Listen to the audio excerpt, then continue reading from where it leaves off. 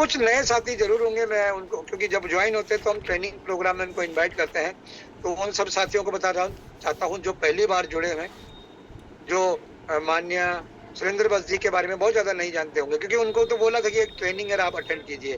तो मैं आपको बताना चाहूंगा कि डॉक्टर सुरेंद्र बस जी एक ऐसी शख्सियत है जो हम सब की मतलब जो आप सीधी शब्दों में अपलाइन भी है, हमारे मेंटोर भी है और हमारे रोल मॉडल भी है, और जिन्होंने आरसीएम बिजनेस ने ही डायरेक्ट सेलिंग की पूरी इंडस्ट्री को एक दिशा दी है। और अगर उस दिशा पे चलने का प्रयास हम करते हैं, अगर हम उनकी बात को फॉलो कर लें, तो निश्चित रूप से हमारी जो राह है वो बहुत आसान हो जाएगी। और इसी 24 साल के कई तजुर्बे से सर ने एक किताब हमारे लिए लिखी है, डायरेक्ट सेलिंग का विजेता कैसे बने। मैं सभी साथियों से निवेदन करना चाहूंगा कि अगर आपके पास वो है तो उसको सिर्फ रखिए नहीं, उसका ज्ञान लीजिए, उसको बार बार पढ़िए। एक ग्रुप है जो हर वीरवार को आज वीरवार है तो 9 बजे डायरेक्ट सेलिंग का विजेता अपनी टीम में पढ़ के सुनाते हैं, उस पर अमल करते हैं, कितना काम किया गया और निश्चित रूप से उसका लाभ भी ले रहे हैं, तो सबको लेना चाहिए।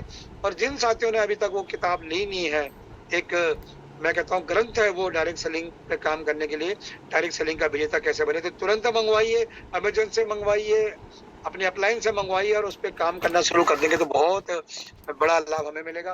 तो ज्यादा समय ना लेते हुए, मैं आप सबको साथ में लेते हुए हम सबके महागुरु डॉक्टर सुरेंद्र बंसी जी को निवेदन करूंगा कि सर आइए, और जो भी साथी जुड़ चुके हैं उनका मार्गदर्शन कीजिए कि वो जीवन में आगे कैसे बढ़े, आरसीएम अभियान में कैसी बड़ी अचीवमेंट ले पाए, और किस तरह से उनको आज के समय में काम करने की जरूरत है और आगे काम करने की जरूरत किस तरह से है। तो सर स्वागत है आपका, वेलकम सर। बहुत बहुत धन्यवाद नेगी सर। एसपीजी सतीश पंडित ग्रुप की मंथली डीटीडब्ल्यू में आप सबका बहुत बहुत स्वागत है। आज डीटीडब्ल्यू है डिस्ट्रीब्यूटर ट्रेनिंग वर्कशॉप, इसको हम लोग बोलते हैं। तो कुछ थोड़ी गहरी बातें हम लोग इसमें करते हैं, लेकिन इसमें कुछ नए साथी भी जुड़े होंगे जिन्होंने इस महीने या पिछले महीने आरसीएम अभियान का वो हिस्सा बने हैं। आप सबका बहुत बहुत स्वागत है। और हम सब लोग बहुत लकी हैं ऊपर वाले की हमारे ऊपर में अपार कृपा हुई है, जो हमें आरसीएम जैसे एक ऐसे अभियान में काम करने का मौका मिल रहा है, जिससे न केवल मात्र हम अपने जीवन को अच्छा बनाएंगे, अपितु हमारे आजू बाजू के लोगों के जीवन को अच्छा बना सकते हैं, हम अपने माहौल को अच्छा बना सकते हैं, हम छोटी सी शुरुआत करके देश को अच्छा बनाने में एक बड़ा सहयोग कर सकते हैं। तो ऊपर वाले ने हमें वो मौका दिया है और हम बहुत आभारी हैं उसके। आज का टॉपिक जो है वो मैंने चूज किया है, लक्ष्य कैसे बनाएं और उसको कैसे पूरा करें, क्योंकि सितंबर को हम लोग टारगेट मंथ भी बोलते हैं। जैसे स्टूडेंट के लिए सबसे ज्यादा पढ़ाई कब करता है स्टूडेंट? तब करता है जब डेट शीट आ जाती है, एग्जाम से 1 महीना पहले। और ऐसे भी उदाहरण हैं बहुत सारे कि कुछ बच्चे पूरा साल पढ़ाई नहीं करते, लेकिन एग्जाम के टाइम पे बहुत अच्छे से फोकस होकर पढ़ाई करते हैं, तो वो अच्छे नंबरों से पास भी हो जाते हैं और बहुत बार वो चुका देते हैं पूरे स्कूल और कॉलेज को फर्स्ट सेकंड आके। ठीक इसी प्रकार से जब चुनाव की तिथि डिक्लेयर हो जाती हैं तब नेताजी लोग ज़्यादा काम करते हैं। उसी प्रकार से जो लोग इंश्योरेंस सेक्टर में काम करते हैं तो उनको मालूम है कि मार्च उनके लिए बहुत इम्पोर्टेंट होता है, मार्च में बहुत काम करते हैं। जब हमारे पर्व आते हैं, स्पेशली दीपावली के आसपास में जितने भी हमारे दुकानदार भाई हैं, वो उनके लिए वो सीज़न का टाइम रहता है। जो टूरिस्ट हैं, डेस्टिनेशंस पे हैं, जैसे शिमला से बहुत लोग जुड़े होंगे, ऐसी किन्हीं जगहों पे, तो वहाँ भी एक सीज़न चलता है, उस सीज़न पे मतलब बहुत सारा काम रहता है।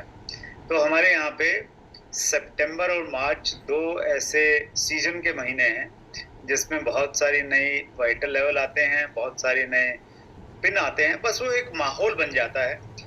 उस प्रकार से चीज़ें डेवलप हो रही। वैसे तो हर महीने कुछ ना कुछ बड़ा किया जा सकता है, बड़ा कुछ हो सकता है, लेकिन चूंकि उस प्रकार का एक माहौल बनता है, लोगों को लगता है कि नहीं सितंबर में बड़ा काम हो सकता है, और उस प्रकार से चीजें होती भी हैं। तो उसी चीज पे मैं आपसे बातचीत करना चाहता हूँ, अपनी मैं स्क्रीन आपके साथ में शेयर करता हूँ। हालांकि जो प्रेजेंटेशन मेरे पास में है ये बहुत बड़ी प्रेजेंटेशन है, लेकिन इसकी खास खास चीजें मैं बीच बीच में से आपको बताऊंगा।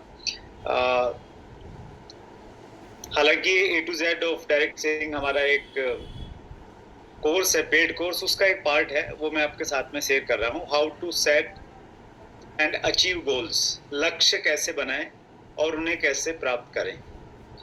गोल सेटिंग हमारे जो कोर स्टेप्स हैं, यूनिक एजुकेशन सिस्टम ने जो हमें कोर स्टेप दिए हैं, उनमें से पहला ही core step set your goals है, और इसको इसलिए रखा गया है वहां पे क्योंकि ये एनर्जी बूस्टर है। ये अगर किसी व्यक्ति के पास में होता है तो उसको किसी से एनर्जी लेने की जरूरत नहीं होती, अपने आप में एनर्जी बूस्टर है गोल सेट करना। गोल से पहले एक शब्द होता है ड्रीम, सपना। मुझे कार चाहिए, मुझे घर चाहिए, मैंने अपनी सेहत को अच्छा करना है, ये सारे के सारे सपने हैं। मैं रॉयल्टी चोर बनना चाहता हूँ, मैं टेक्निकल पे जाना चाहता हूँ, तो ये सपने हैं। सपने में और लक्ष्य में, ड्रीम में और गोल में जो सबसे मोटा अंतर है वो ये है, when the date of achieving a dream is fixed then it becomes a goal। जब सपने के पीछे हम कोई तारीख लिख देते हैं कि ये घर मुझे इस तारीख तक बनाना है, ये रॉयल्टी मुझे इतनी तारीख तक चाहिए, मेरा वजन आज मान लेते हैं 80 किलो है और मैंने 70 किलो पे अपने आप को आना है, तो मैं अगले 6 महीने में एक तारीख मैंने डिसाइड कर दी कि मैं 31 दिसंबर 2025 तक अपने आप को 70 किलो पे लेके आ जाऊंगा। तो ये मेरा गोल बन गया, वो ड्रीम नहीं रहा। तो एक तो हमारे जितने भी ड्रीम्स हैं, उन ड्रीम्स को आप लक्ष्यों में परिवर्तित कीजिए, उनके पीछे एक तिथि निर्धारित कीजिए, उससे आप एक कदम आगे बढ़ जाएंगे। गोल सेटिंग क्या है? गोल सेटिंग एक स्किल है, एक कौशल है, एक ऐसा कौशल जिसको हम लर्न कर सकते हैं, आप सीख सकते हैं, skill that you can learn. और जितनी बड़ी बड़ी ऑर्गेनाइजेशन हैं, बड़े बड़े प्लेयर हैं और बड़े बड़े लोगों ने जिन्होंने भी बड़े काम किए हैं दुनिया में, उन्होंने इफेक्टिव गोल सेटिंग के माध्यम से ही अपने सपनों को पूरा किया है। सपने थे, उन पे डेट लिखी, गोल बनाया, और गोल बनाने के बाद में उन पे काम किया प्रॉपर तरीके से।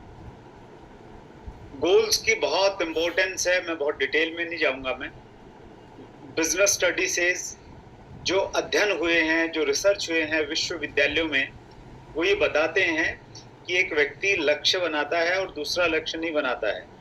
तो दोनों की जिंदगी में जो सबसे बड़ा अंतर आता है 10-20 साल के बाद में, वो सिर्फ से एक चीज से आता है कि एक व्यक्ति ने लक्ष्य बनाए थे, उनको रिटर्न में लिखा था, और दूसरे ने नहीं बनाए। तो स्टडी भी ये कहती है, it is a real thing. Brian Tracy एक राइटर हैं, उनकी किताब है लक्ष्य। उस किताब में ये कहते हैं, वो कहते हैं कि जो असली चीज है ना, वो यही है, बस गोल सेट करना और उसे पूरा करना। बीच में जो भी चीजें होंगी ना कि उसके लिए मैंने क्या क्या किया, वो सब एक कमेंट्री है। जैसे इंडिया और ऑस्ट्रेलिया की क्रिकेट की टीम में मैच हुआ, तो उसमें फाइनल ये है कि भाई दोनों में मैच हुआ और कौन सी टीम जीती, फाइनल रिजल्ट क्या रहा। बीच में क्या है? बीच में फिर कमेंट्री है, टॉस हुआ, किसने टॉस जीता, किसने कितने रन बनाए, कितने किए, वो सारी की सारी चीजें क्या है, वो कमेंट्री हैं। दो मेन चीजें क्या हैं? दोनों टीमों में मैच हुआ और फाइनल रिजल्ट क्या रहा। तो वो कहते हैं उसी प्रकार से आप गोल सेट कर लेते हैं। अगर आपने गोल सेट कर लिया तो बीच में जो भी आप काम करेंगे ना, वो तो कमेंट्री है, असली काम है उसको प्रॉपर वे में सेट करना। Inner world and outer world, आप हमारे अंदर में, हमारे विचारों में जो चीज चलती रहती है, वही हमारे आउटर वर्ल्ड में, यानी हमारी बाहरी दुनिया में वो घटित हो जाती है। तो जब आप लक्ष्य बनाएंगे, बार बार उनके बारे में सोचेंगे, विजुलाइज करेंगे, तो जैसा यहाँ सोचेंगे वैसा हमारी बाहर की दुनिया में चीजें घटित हो जाती हैं। तो लक्ष्य इसलिए भी बनाना जरूरी, इसलिए भी सोचना जरूरी है ताकि वो बाहर की दुनिया में घटित हो जाएं चीजें। You will feel energetic and stress will go away. आप एनर्जेटिक महसूस करेंगे, आपका अगर तनाव है तो वो खत्म हो जाएगा, बोर्डम आपका खत्म हो जाएगा। जो ये टेक्निक है, जो ये तरीका है, प्रोसेस है गोल को सेट करने का, ये आपके कॉन्फिडेंस को बहुत बढ़ा देता है। जब आप छोटे-छोटे गोल सेट करते हैं और उनको अचीव करते हैं, तो आपके कॉन्फिडेंस को ये बहुत हायर लेवल पे लेके चला जाता है। और ये बच्चों को भी ये सिखाया जाता है स्कूल कॉलेज में। पहले स्कूल में बच्चा गेम में भाग लेता है, फिर वो अच्छा परफॉर्म करता है, तो फिर दूसरे स्कूल के साथ में मैच होते हैं, फिर उसके बाद में वो डिस्ट्रिक्ट लेवल पे जाता है, फिर वो स्टेट लेवल पे जाता है, फिर वो नेशनल लेवल पे जाता है, फिर वो कंट्री को रिप्रेजेंट करता है। यहाँ पे भी क्या हो रहा है, वो छोटे-छोटे गोल सेट करता है, उसको अचीव करता है, उसका कॉन्फिडेंस लेवल बढ़ता चला जाता है। तो इसी प्रकार से हमें भी छोटे-छोटे लक्ष्य हमें बनाने चाहिए, चाहे वो हमारे स्वास्थ्य से संबंधित हैं, चाहे वो हमारे लेवल्स को हमने बदलना है उससे संबंधित हैं, चाहे हमारे स्पिरिचुअल गोल्स हैं, तो छोटे-छोटे बनाइए, उनको पूरा कीजिए। एक और टर्म उसको दिया है, जेम्स क्लियर करके एक राइटर हैं, उनकी एक किताब आई है पिछले दिनों, एटॉमिक हैबिट्स करके, एटॉमिक हैबिट्स। उसमें वो बोलते हैं कि आपको पहले अपने वो 3 चीज़ों पे बातचीत करते हैं। वो एक बातचीत करते हैं आउटकम। एक आउटकम तो हो गया आपका लक्ष्य। जैसे हमारा लक्ष्य है, अभी मान लेते हैं रॉयल्टी का। हम इस महीने रॉयल्टी प्राप्त करना चाह रहे हैं, ये हो गया हमारा आउटकम। उसके बाद होता है प्रोसेस, कि रॉयल्टी पे जाने के लिए क्या प्रोसेस फॉलो करना पड़ेगा।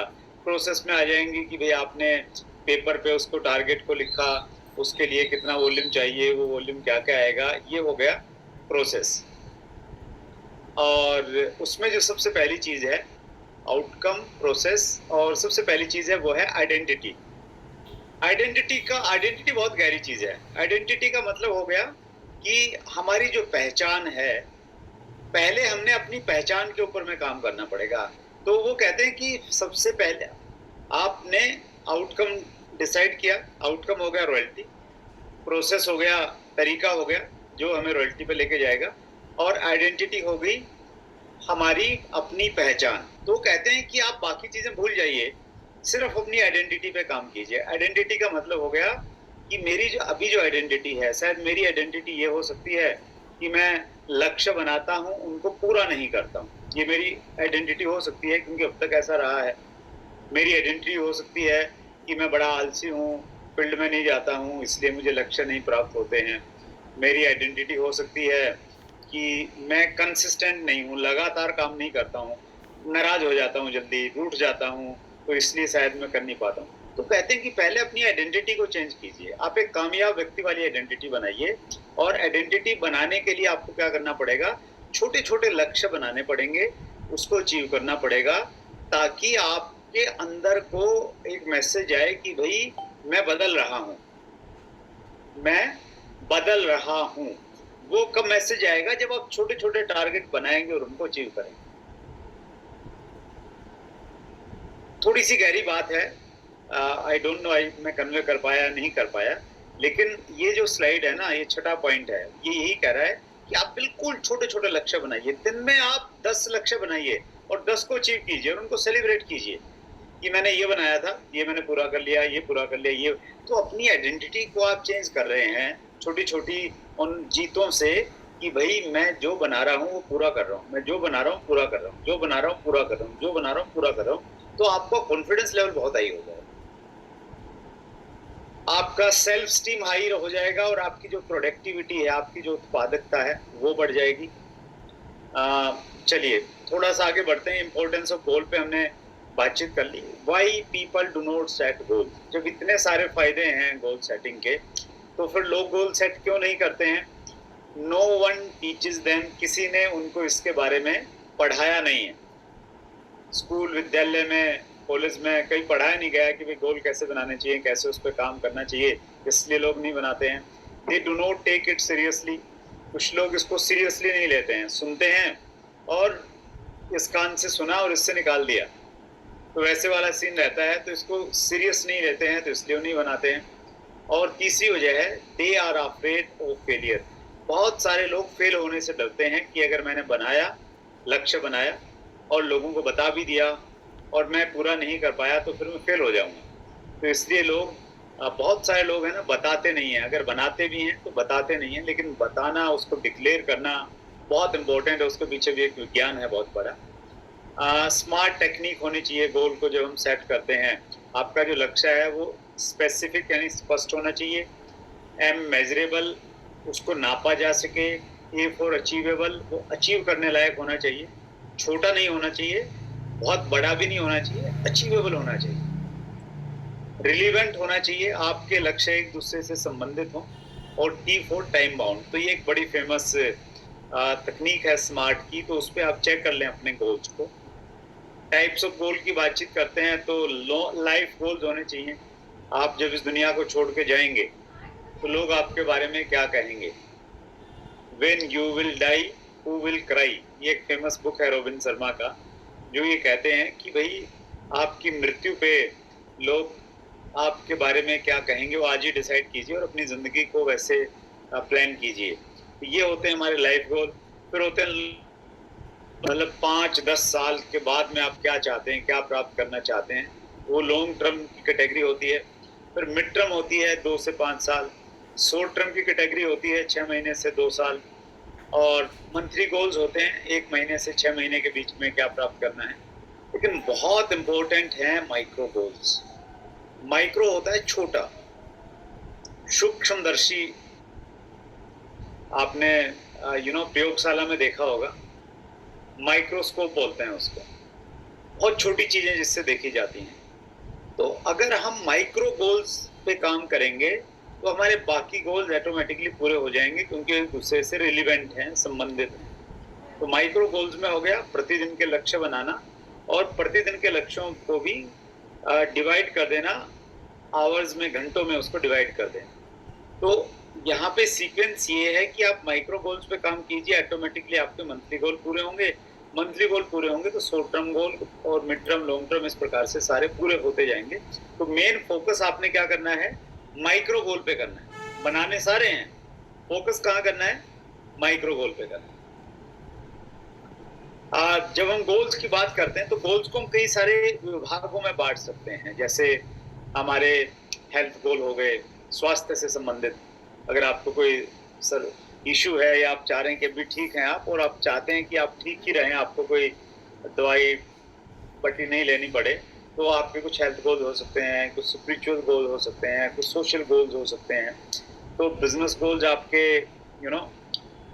हो सकते हैं। बिजनेस गोल्स में आगे आरसीएम में आपने अपने लेवल को बदलना है, उसी की हम बातचीत करेंगे कि आपके जो बिजनेस से लेवल से रिलेटेड गोल्स हैं, उन गोल्स को आप कैसे अचीव करें। ये मेन पार्ट है, अभी से मेन पार्ट स्टार्ट हो रहा है, how to achieve business goal. सबसे पहले तो टेक चार्ज, पूरी रिस्पॉन्सिबिलिटी ले लीजिए, अपने लक्ष्य को पूरा करने की जिम्मेवारी आपकी। भरोसे में नहीं रहे किसी के, सहयोग लें सबका, लेकिन एक ट्रायंगल है ये। जब आप रिस्पॉन्सिबिलिटी ले लेते हैं तो चीजें आपके कंट्रोल में रहती हैं, और आपके कंट्रोल में रहती हैं तो आप खुश रहते हैं। तो रिस्पॉन्सिबिलिटी लीजिए अपने लक्ष्य की कि मैंने इसको पूरा करना है और मैं कुछ भी करूंगा इसको पूरा करूंगा। इसमें से कुछ मेन पॉइंट पे मैं थोड़ा जोड़ डालता हूँ। 3 से 5 रीजन आपके पास में होने चाहिए, आप किसी गोल को क्यों प्राप्त करना चाह रहे हैं। अगर आपके पास में कोई स्ट्रॉन्ग रीजन नहीं होगा ना उसको पूरा करने का, तो आप उसको छोड़ देंगे, प्राप्त नहीं कर पाएंगे। उसमें इमोशन अगर कनेक्ट हो जाएगा कहीं, तो बहुत जबरदस्त ताकत का काम करता है आपके लिए। बर्निंग डिजायर होनी चाहिए, ये मेरा बहुत फेवरेट पॉइंट है, और मैं इसमें बहुत यकीन करता हूँ कि जो आपका लक्ष्य है उसको लेके आपका बर्निंग डिजायर होना चाहिए कि मैंने किसी भी कीमत पे अपने लक्ष्य को पूरा करना है, एट एनी कॉस्ट, कुछ भी हो जाए मैं पूरा करूंगा। जान लगा दें आप एक बार लक्ष्य बना लेते, वो छोटा ही लक्ष्य क्यों ना है, वो एक बार आपकी आदत में पड़ गया तो फिर आप बड़े बड़े लक्ष्यों को आप पूरा कर सकते हैं। बर्निंग डिजायर आपके अंदर में अपने लक्ष्य को पूरा करने की होनी चाहिए। मैं यहाँ पे ना बर्निंग डिजायर वाले में मैं रवि वर्मा जी का एग्जांपल देना चाहूंगा। हमारे एसपीजी टीम के ही एक बहुत कर्मठ साथी हैं मुंबई से, और अभी वो लेह लद्दाख में हैं, वहाँ पे 22 किलोमीटर की एक मैराथन में वो पार्टिसिपेट कर रहे हैं। लेह लद्दाख में जो लोग जाते हैं, मैं भी गया था लेह लद्दाख में, तो वहाँ पे ऐसा कहा जाता है कि आपने तेज नहीं चलना है क्योंकि ऑक्सीजन की कमी है, आपकी सांस फूल जाएगी। तो उस प्रकार के तमाम तरह की वहाँ पे गाइडलाइंस रहती हैं। तो वहाँ पे ऐसी जगह पे जहाँ पे तेज चलने में सांस फूल जाती है, वहाँ पे रवि वर्मा 60 साल की उम्र उनकी होने को आई है अभी, वो दौड़ेंगे 42 किलोमीटर तक, 42 किलोमीटर्स। और अभी हमने चैट विद सुरेंद्र वत्स पे उनका इंटरव्यू लिया, वो अगर आपने नहीं देखा तो आप जरूर देखिएगा। वो बर्निंग डिजायर का एक जीता जागता उदाहरण है। वो कहते हैं कि सर मैं, वो भी जो वहां पे भी जाके आए हैं साउथ अफ्रीका, तो वो कहते हैं कि सर मैं बार बार विजुलाइज करता था कि मैं दक्षिण अफ्रीका में पहुंच गया हूँ, साउथ अफ्रीका चला गया हूँ, मैंने उसको पूरा करना ही करना है। तो बर्निंग डिजायर है ना, किसी भी क्षेत्र में आपके लिए काम करती है, वो धुन है एक्चुअली। ये धुन भगवान के लिए लग जाएगी तो आपको भगवान मिल जाएंगे, आपको मेडल को लिए बन जाएगी खेल में तो आप मेडल प्राप्त कर लेंगे। तो ये धुन लगनी चाहिए। वो धुन अगर आपकी आरसीएम में लग गई, रॉयल्टी को लेके लग गई, टेक्निकल को लेके लग गई, रूबी को लेके लग गई, स्टार रूबी को लेके लग गई, तो वो लग गई तो फिर आप उसको पूरा कर जाएंगे। उसको बर्निंग डिजायर बोलते हैं, तीव्र इच्छा शक्ति हिंदी में कहेंगे हम इसको। गोल को विजुलाइज करेंगे तो ये आपके लिए बहुत हेल्प करता है। प्रकृति भी आपकी इसमें मदद करेगी। Share your goals with upline, downline, cross line and family members. ये बहुत साइंटिफिक पॉइंट है कि जब भी आप लक्ष्य बनाएं, उस लक्ष्य को डिक्लेयर कर दें सबके साथ कि मैं इस महीने सितंबर में ये करने वाला हूं।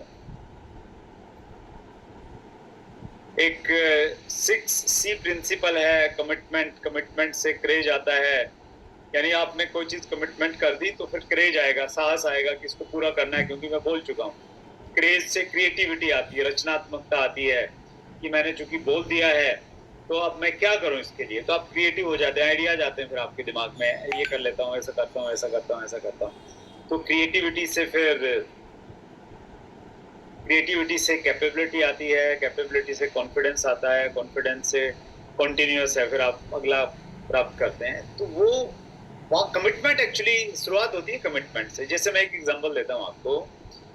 हमने फ्रेंड्स मीट में डिक्लेयर किया कि हम सितंबर महीने में डायरेक्ट सेलिंग की पहली मैराथन हम लोग करेंगे। हमने डिक्लेयर कर दिया, अब कमिटमेंट कर दिया इतने सारे लोगों के सामने। और वो कमिटमेंट इसीलिए किया कि अगर कमिटमेंट करेंगे तो फिर क्रेज भी आ जाएगा, फिर क्रिएटिविटी आएगी और फिर सारी की सारी चीजें आ जाएंगी। तो हमने डिक्लेयर किया। 9 सितंबर को गाइडलाइन आई थी, हमने 9 सितंबर को डिसाइड किया। तो 9 सितंबर को था मंडे। तो ट्रैफिक पुलिस वालों ने परमिशन नहीं दी, बोले मंडे को आप दौड़ नहीं सकते, इतना ट्रैफिक दिल्ली में रहता है। तो उसको हमने 8 सितंबर करना पड़ा। थोड़ा कंफ्यूजन क्रिएट हुआ। उसके बाद में फिर मालूम चला कि रजिस्ट्रेशन नहीं हो रहे हैं, लोग आ ही नहीं रहे हैं। तो पहले शायद 10-15 दिन में मुश्किल से 40 रजिस्ट्रेशन हुए। तो लेकिन चूंकि कमिटमेंट हो गया था तो करना तो है ही है, बैक नहीं जा सकते। अगर वो कमिटमेंट नहीं हुआ होता तो ये मैराथन नहीं होती जो भी हम 8 सितंबर को कर रहे हैं। तो कमिटमेंट से फिर करेज आया, फिर क्रिएटिविटी आई, कैसे करें कैसे करें। किसी ने बोला कि कुछ रनर ग्रुप्स होते हैं, आप उनसे संपर्क कर लीजिए, ये कर लीजिए। तो बहुत सारे क्रिएटिव आइडियाज आए। अब वो क्रिएटिव आइडियाज पे काम करना स्टार्ट किया और फिर धीरे धीरे कॉन्फिडेंस आया, फिर संख्या बढ़ने लगी, फिर कॉन्फिडेंस आ गया। तो ये हर जगह काम करती है चीज। तो आप भी कोई भी लक्ष्य बनाएं, किसी भी प्रकार के बनाएं, अपने स्वास्थ्य से संबंधित बनाएं या जो भी बनाएं, तो आप उसको कमिटमेंट कीजिए पहले। तो ये छठी जो स्लाइड है हमारी, how to achieve business goals, ये यही कह रही है। सेट प्रायोरिटीज, प्राथमिकता तय करें। ये जो टाइम हमारे पास में है, आज हम लोग 5 तारीख को बात कर रहे हैं और इस महीने के आज समेत 26 दिन हमारे पास में हैं। आज समेत 26 दिन है। तो इन 26 दिनों में अगर आपने अच्छे से काम किया तो बहुत बड़ा काम कर सकते हैं। मैं अपना एक एग्जांपल हमेशा इसमें देता हूं कि मैं एक एवरेज स्टूडेंट था। मैंने जिंदगी में कुछ एकेडमिकली कुछ बड़ा नहीं किया, पास हो जाता था, बस इतना ही, यही मेरी अचीवमेंट थी। तो कभी कोई डिवीजन या क्लास में पोजीशन मेरी कभी नहीं आई। लेकिन मैंने जब एमए में एडमिशन लिया और एमबीए में एडमिशन लेने के साथ साथ मैं स्कूल में बच्चों को पढ़ाता भी था। तो डेट शीट आई, डेट शीट के बाद मैं डिसाइड किया कि एग्ज़ाम मैंने देना है। और एग्ज़ाम जब मैं देने के लिए गया, 1 महीने का टाइम था मेरे पास में सिर्फ, और खूब मेहनत किया। एक कारण था एग्ज़ाम पास करने का, वो ये कि अगर मैं फेल हो जाऊंगा तो बच्चे मजाक उड़ाएंगे कि मास्टर जी फेल हो गए हैं, क्योंकि बच्चों को मालूम है मास्टर एग्ज़ाम देने के लिए गए हैं। तो वो इमोशनल कारण ने मेरे से बहुत बड़ा काम करवा दिया। मैं दिन रात पागलों की तरह पढ़ा। मैं कभी नहीं पढ़ा अपनी ज़िंदगी में इतना जितना मैंने एमए में पढ़ा। और उस पागलपन का परिणाम ये था, सेट प्रायोरिटीज, प्राथमिकता तय हो गई थी कि सारी चीज़ें मैं भूल गया। और मेरा पूरा का पूरा फोकस जो था कहाँ पे था, एग्ज़ाम के ऊपर में था। और उसका परिणाम ये रहा कि मैं पुलिस को मैंने टॉप किया। बड़े फक्र के साथ मैं ये सर्टिफिकेट दिखाता हूँ, क्योंकि ये ही दिखाने के लिए मेरे पास में बड़ी चीज़ है। अदरवाइज मैं अपना 10वीं का सर्टिफिकेट दिखाऊंगा तो मालूम चलेगा कि मेरे 40% नंबर थे। मेरी ग्रेजुएशन का दिखाऊंगा तो उसमें भी कोई ही 40-48% पे पास हुआ था, राइट। लेकिन यहाँ पे एमए में मैंने इसमें लिखा है, awarded to Surendra Vats, student of MA final Sanskrit, for first position in college in annual university exam in the year 95-96। मैंने कॉलेज को मैंने टॉप कर दिया था। I was first in college in Delhi university. सिर्फ एग्जाम के टाइम पे पढ़ा। बस एक ही वजह थी, वो थी प्राथमिकता। जब तक उतना फोकस हम जिंदगी में नहीं होंगे ना, पागलपन से काम नहीं करेंगे, बड़ी प्राप्तियां नहीं होंगी सर। और ये मैंने आरसीएम में अप्लाई की, ये चीज जो मैंने एमए में प्रैक्टिकली सीखी थी। आरसीएम में आने के बाद में पहले 5 साल मैंने पागलों की तरह काम किया, सब कुछ एकदम भूल के, घर परिवार, दीन दुनिया, बीबी बच्चे, स्वास्थ्य, सब कुछ भूल गए, सिर्फ फोकस आरसीएम। 30 दिन में 28-28 दिन घर से रह के बाहर काम किया। और उसके बाद में मैंने एक ऑडियो बनाई थी, 45 साल या 5 साल, आपको यूट्यूब पे मिल जाएगी कहीं ना कहीं। उसमें मैंने यही संदेश दिया था कि आप 5 साल मन से काम कर लो, फिर जिंदगी में कुछ ज्यादा कुछ करने की जरूरत नहीं पड़ेगी। हालांकि 5 साल के बाद भी मैं काम कर रहा हूं, लेकिन काम करने का तरीका बदल गया। पहले 5 साल जो तरीका था वो अलग था, उसके बाद फिर तरीका थोड़ा बदल गया। तो प्राथमिकताएं, आप सारी चीजों को देखिए, साथ में लेके नहीं चल सकते। आप ये सोच रहे हैं कि मैं आरसीएम में भी झंडे गाड़ दूं, साथ में मेरे रिश्तेदार भी नाराज नहीं हो कि यार शादी में नहीं आया, आपके पड़ोसी भी खुश रहें, आपके कॉलेज वाले दोस्तों के साथ में भी आप पार्टियां मनाओ, घर में बीवी बच्चे भी बिल्कुल आप उनकी प्रॉपर परवरिश करें। मैं मानता हूँ ये चीज़, और मैं एडमिट करता हूँ बच्चों के सामने, मैंने बच्चों की अच्छी परवरिश उस समय नहीं कर पाया जब उनका ग्रोइंग स्टेज, मतलब इनिशियल स्टेज में था। मैं उनकी किसी पीटीएम में नहीं जा पाता था, मैं किसी उनके प्रोग्राम में नहीं जा पाता था, मैंने कुछ नहीं कर पाया। मैं जो कुछ भी किया वो सुदेश ने किया। मैं फोकस था। मैं पिताजी को टाइम नहीं दे पाया, माताजी का देहांत होने के बाद में मुझे उनकी सेवा करनी चाहिए थी। अब मैं दे पाता हूँ, अब मैं उनके साथ में टाइम व्यतीत करने की कोशिश करता हूँ, लेकिन उस समय नहीं दे पाया।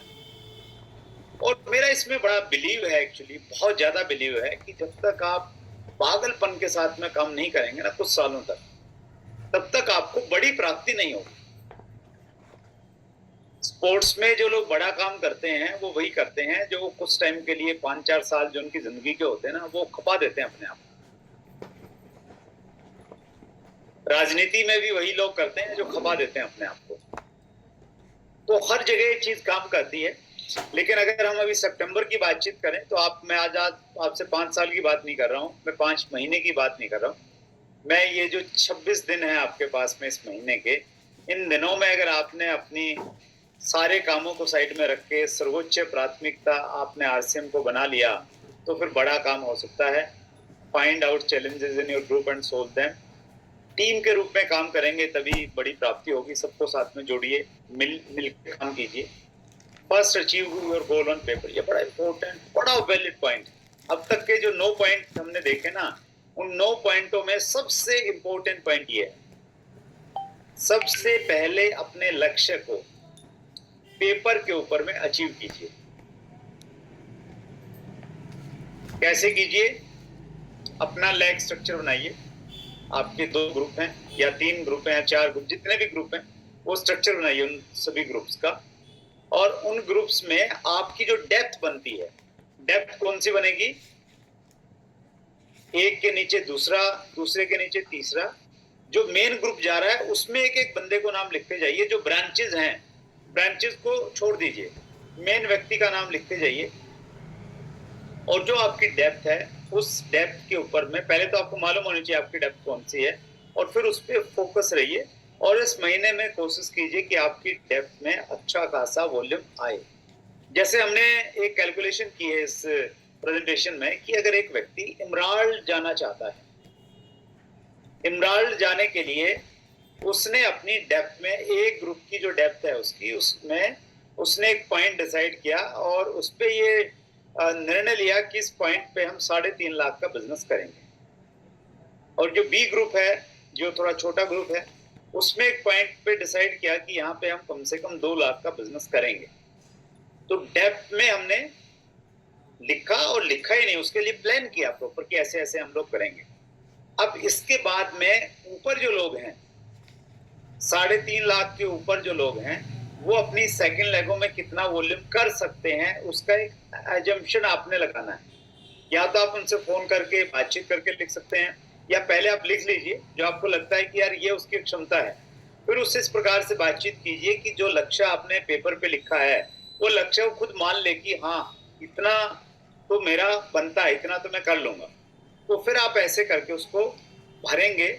और जब भी आप अपने लक्ष्य को अचीव करेंगे तो उसमें जो ऑफर चल रहे हैं कंपनी की तरफ से, चाहे वो ब्रांड पार्टनर्स की तरफ से हैं, उन ऑफर्स को आप शामिल कीजिए। और शामिल करके इस प्रकार से उस स्ट्रक्चर में अपना फिल कीजिए कि बिजनेस, जैसे नीचे सबसे नीचे आप देखेंगे ना 3.5 लिखा है ए लाइन में, 3.5 के ऊपर में जो व्यक्ति है वो डिसाइड करता है कि मैं अपनी सेकंड लेग में 1.15 का बिजनेस कर लूंगा, तो 4.65 हो गया। उसके ऊपर वाले व्यक्ति की आपको लगता है कि क्षमता सिर्फ 70,000 करने की है, तो आपने 70,000 और जोड़ लिया। उससे ऊपर वाला आपको लगता है 2 लाख करेगा, वो जोड़ लिया। उसके ऊपर लगता है कि वो 3.5 कर लेगा। तो ऐसे करके आप इस ग्रुप में आप ऊपर जाते हैं, तो आप देखते हैं कि इस ग्रुप में आपका जो वॉल्यूम है वो वॉल्यूम हो जाता है 31,85,000। उसी प्रकार से जो आपका बी ग्रुप है उसमें नीचे हमने डेप्थ में फोकस किया था 2 लाख पे, और ये हमारा बढ़ते बढ़ते आ गया है 25,70,000। तो हम इमराल्ड के लेवल पे इसके अनुसार हम लोग पहुंच जाते हैं, राइट। तो इस प्रकार से हमने अपने लक्ष्यों को पहले पेपर के ऊपर में पूरा करना है। अब अगले पॉइंट पे हम आते हैं, राइट। फोकस एरिया, लक्ष्य पूरा करने में जहां आपका ज्यादा फोकस रहेगा वो रहेगा कंसिस्टेंसी के ऊपर में। और कंसिस्टेंसी में भी आपका अगर टीम थोड़ी बड़ा है तो जो 5,000 की हमारी कंसिस्टेंसी है, जिसको हम डायमंड क्लब भी कहते हैं, उसके ऊपर आपका विशेष फोकस रहेगा। कितने लोग हैं जो इस महीने में 5,000 पे आ सकते हैं, थोड़ा पुश कीजिए उनको। दूसरा फोकस एरिया रहेगा फोकस ऑन योर 1% बिजनेस। आपके टोटल लक्ष्य में से 1% वॉल्यूम कहां से आ रहा है उस पर भी आपका ध्यान होना चाहिए। मान लेते हैं आपका लक्ष्य है रॉयल्टी का 5 लाख का वॉल्यूम आपको चाहिए। 5 लाख के वॉल्यूम में 1% हमने निकाला 5,000। तो जब आप स्ट्रक्चर बनाएंगे उस स्ट्रक्चर में 5,000 का वॉल्यूम कहां से आएगा वो भी पेपर के ऊपर में मेंशन होना चाहिए। आप सिर्फ ऐसा नहीं लिख सकते कि एक लाइन से आ गया 3.5, एक से आ गया 1.15 और साहब बन गए रॉयल्टी अचीवर। वो 3.5 के टुकड़े कीजिए। 3.5 कहां से आ रहा है? एक 15 कहाँ से आ रहा है? और कोशिश कीजिए कि वहां तक टुकड़े कीजिए जहां तक 5-5 हजार दिखाई दे रहा है पेपर में। ये 5,000 यहाँ से आ रहा है, ये 5,000 यहाँ से आ रहा है, 5,000 यहाँ से आ रहा है। अगर उतनी अच्छी आपकी पेपर वर्किंग है तो फिर आप किसी भी बड़े से बड़े लक्ष्य को आप पूरा कर जाएंगे। आप पेपर वर्किंग में कमजोर हैं, हम में से बहुत सारे साथी उनका उतना एक्सपीरियंस नहीं रहा, उतनी ज्यादा अगर पढ़ाई लिखाई नहीं है आपकी, कोई बात नहीं, आप सीखिए, समझिए थोड़ी चीजें, पेपर पे उतारना शुरू कीजिए। तो पेपर पे आप 1% बिजनेस कहां से आएगा वो पेपर के ऊपर में लिखिए। एवरी डे क्लोजिंग, हर दिन आपकी क्लोजिंग होनी चाहिए। 5 लाख का वॉल्यूम है और अभी तक मान लेते हैं सिर्फ 50,000 हुआ है, 4,50,000 बाकी है, 26 दिन है, 4,50,000 को 26 से भाग कर लीजिए, पर डे का वॉल्यूम निकलेगा। तो हर दिन उतनी वॉल्यूम आपका नेट पे दिखना चाहिए। उसके लिए आप लोगों को पुश कीजिए, परचेजिंग कीजिए, कुछ नई ज्वाइनिंग आ रही है तो तुरंत डालिए, उनकी खरीदारी करवाइए। हर रोज का लक्ष्य हर रोज अगर पूरा करने की हमारी आदत पड़ गई तो हम बड़े से बड़े लक्ष्य को हम लोग पूरा कर पाएंगे। ज्यादातर गलती क्या रहती है, मानव स्वभाव है कि हम लास्ट मोमेंट पे जाके काम करते हैं। अगर टेलीफोन का बिल है, बिजली का बिल है, तो कब भरते हैं? लास्ट डेट के इंतजार करते रहते हैं। लास्ट डेट वाली प्रवृत्ति कहीं ना कहीं लक्ष्य को पूरा करने में बहुत बड़ी बाधा बनती है। तो हर रोज अपने लक्ष्य को पूरा करिए डिवाइड करके, तो ये आपको बहुत हेल्प करेगी ये चीज। Put all efforts to achieve your गोल।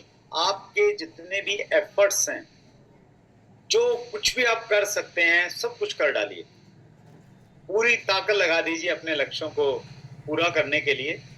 तो वो वाला करो या मरो वाली सिचुएशन होती है सितंबर महीने में, तो पूरे एफर्ट्स आप लगाइए, आप इसको पूरा कर पाएंगे। Few reason why people fail to achieve their goals. कुछ कारण हैं जिसकी वजह से लोग गोल पूरा नहीं कर पाते हैं। ये मैं एडवांस में बता रहा हूँ आपको। अगर आप गोल पूरा तो करने हैं वो मैंने बता दिया, अब पूरा अगर आप नहीं कर पाएंगे तो क्यों नहीं पूरा कर पाएंगे, उसके कारण देख लीजिए। People try to achieve the goal themselves without taking the help of a team. बहुत सारे लोग खुद लक्ष्य को प्राप्त करने की कोशिश करते हैं, टीम की हेल्प नहीं लेते हैं। टीम में कौन कौन लोग आते हैं? टीम में आती है आपके प्लाइन और टीम में आती है आपकी डाउनलाइन, और आप उस टीम के हैं कैप्टन। तो अपलाइन की भी सहायता लीजिए, जो आपको लगता है कि अपलाइन की ये सहायता लेनी चाहिए, और आपकी टीम के लोगों से सहायता, मतलब ये मत लीजिए कि भाई मैंने लक्ष्य पूरा करना है, रॉयल्टी पे जाना है, काम करो, बिजनेस करो। आपने एक माहौल बनाना है, लोगों के लक्ष्य तय करवाने हैं, लिखने हैं, और उनके लक्ष्यों के लिए काम करना है, तो आपका ऑटोमेटिकली पूरा हो जाएगा। तो टीम वर्क है, उस चीज का ध्यान रखिए। ये पहला पॉइंट यही कह रहा था। दूसरा पॉइंट है they take action without proper planning. बहुत इंपॉर्टेंट पॉइंट है हमारे पास। आज हम लोग काउंसलिंग कर रहे थे टीम वाइज, तो बहुत सारे लोगों के टारगेट तो बड़े हैं और वो जोश में भी रहते हैं, काम में भी जुट जाते हैं, लेकिन प्रॉपर प्लानिंग अगर नहीं रहती है तो फिर परिणाम नहीं आएंगे। They take action without proper planning. वो बगैर प्लानिंग के एक्शन लेते हैं, इसलिए वो पूरा नहीं कर पाते हैं। एक 5P प्रिंसिपल है। 5P प्रिंसिपल कहता है proper planning prevent poor performance. Proper planning prevent poor performance, यानी अगर आपकी प्रॉपर प्लानिंग है तो आप पुअर परफॉर्मेंस से बच जाएंगे। तो आपकी जो प्लानिंग है वो प्रॉपर होनी चाहिए, वो आपने ध्यान रखना है।